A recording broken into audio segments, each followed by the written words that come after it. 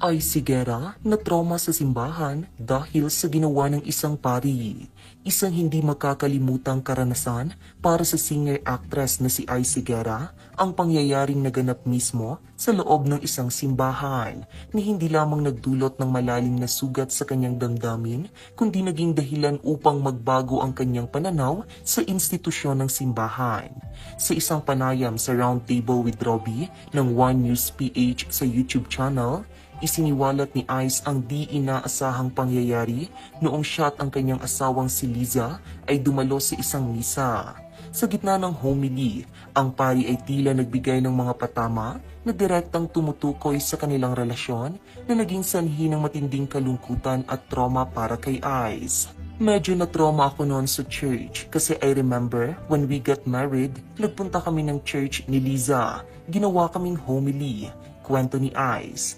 Napaisip na lamang siya kung alam ba ng pari na naroon sila o kung pagkakataon lamang na ang paksa ng homily ay tila may patama sa kanilang relasyon o may kaugnayan sa uri ng relasyon na meron siya at si Liza Dino. Hindi niya matanggap kung bakit tila mali at masama ang kanilang pag-ibig sa isa't isa, lalo na't naniniwala siya na ang Diyos ay pag-ibig. Hindi ko naman niloloko yung girl na bakit mali ako, bakit masama ako, bakit pupunta ako sa hell kung nagmamahal ako. Diba, God is love. Love itong nararamdaman ko eh. Bakit? Parang sumasabog yung utak ko. Paglalahad ni Ice. Sa kabila ng naranasang trahedya, nananatiling positibo si Ice at naniniwala na ang personal na ugnayan sa Diyos ay mas mahalaga kaysa sa institusyon ng simbahan para sa kanyang pananampalataya.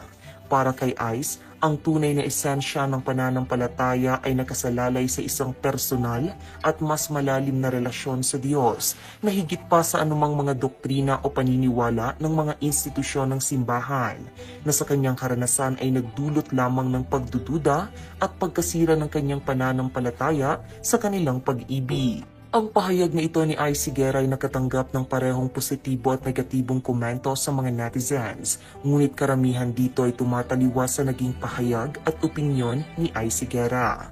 Go, leave the church that hurts you with the truth, then find one that comforts you but tolerates sin. Simple. Talagang masakit ang katotohanan, pero ang katotohanan ang magpapalaya sa iyo. Masakit ang katotohanan. Hindi natin pwede piliin kung ano lang gusto nating marinig sa loob ng simbahan, kung ang salita ng Diyos dapat ipahayag sa lahat ng tao. Masakit man or hindi, ikaw at ang Diyos nakakaalam tama bang ginagawa mo. Bato-bato sa langit, ang tamaan, huwag magalit.